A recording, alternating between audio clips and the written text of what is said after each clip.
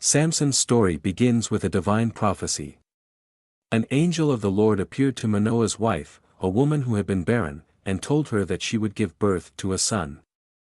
This child was to be a Nazirite from birth, meaning he could never cut his hair, drink wine, or touch anything unclean. His purpose was to begin delivering Israel from the oppressive Philistines.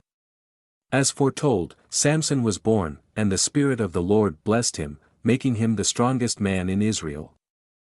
However, his weakness for Philistine women would lead him into danger. The Philistines, desperate to defeat Samson, sought help from a woman named Delilah, whom Samson had fallen deeply in love with. They promised her a great sum of silver if she could discover the secret of his strength. Using her beauty and cunning, Delilah persistently questioned Samson. Eventually, Samson, worn down by her constant nagging, revealed his secret: "My strength comes from my hair. If it is cut, I will become as weak as any other man." One fateful night, while Samson lay asleep on her lap, Delilah had a man shave his 7 locks of hair. At that moment, the Spirit of the Lord departed from him. When the Philistines rushed in, he tried to fight, but his strength was gone. They seized him, took out his eyes, and took him to Gaza, where they bound him in bronze shackles and forced him to grind grain in a prison. Over time, Samson's hair began to grow again. The Philistines, celebrating their victory, gathered in a great temple to offer sacrifices to their god, Dagon.